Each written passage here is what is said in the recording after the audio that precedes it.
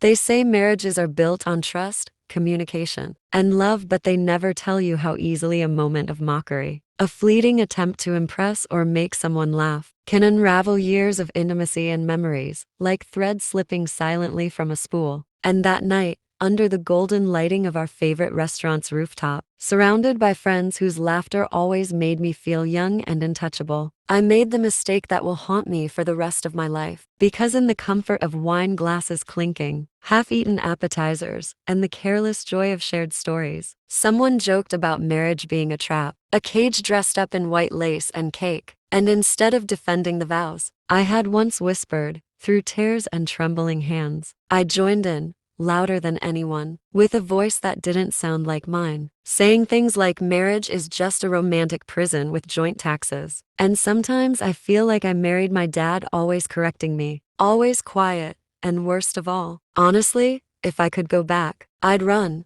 not walk, away from the altar. And everyone laughed, that roaring, head thrown back kind of laughter that makes you feel like you belong. But I didn't see him behind me, standing in the doorway, holding my forgotten scarf, his face lit not by the string lights above, but by the horror of recognition. Because those weren't the words of a frustrated wife letting off steam. They were daggers dipped in betrayal. And I didn't notice him until the laughter died down and one of my friends looked over my shoulder and froze, their smile vanishing mid-giggle. And when I turned and saw him standing there, completely still, eyes wide, mouth slightly parted like he'd been punched in the gut, the blood drained from my face because I knew from the way his knuckles tightened around the fabric, from the way his lips trembled and then pressed into a flat, silent line that he'd heard everything. And not just the words, but the tone, the careless glee, the part of me I'd hidden from him now laid bare in front of strangers and friends and the sky. And I tried to say his name, tried to laugh it off like some horrible joke taken out of context. But my voice faltered, weak and cracking, and he didn't say anything, just turned around slowly, methodically, like someone trying not to fall apart in front of a crowd. And by the time I got up and pushed through the patio to follow him, he was already gone, swallowed by the city and the night. And the scarf, his favorite one that I always forgot and he always remembered, lay on my chair like a quiet goodbye. And my friends shifted awkwardly, someone trying to say it wasn't that bad,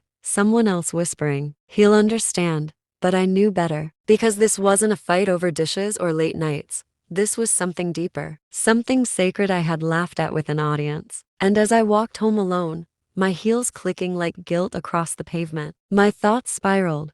What had I done? Why had I said it? Why had I made our love a punchline, just to seem clever? And when I reached our apartment, the lights were off, his shoes gone, the little ceramic dog from our honeymoon missing from the shelf where it always sat beside his keys. And I called him once, twice, 10 times only to be met with silence or short I need time messages that felt like frost on my screen. And days turned into weeks, weeks into a month, and I tried everything: notes, flowers, letters, pouring my heart out in ink and tears, but nothing reached him. And when we finally sat across from each other at a coffee shop weeks later, the distance in his eyes felt worse than anger, because it wasn't hatred, it was hurt, cold and quiet.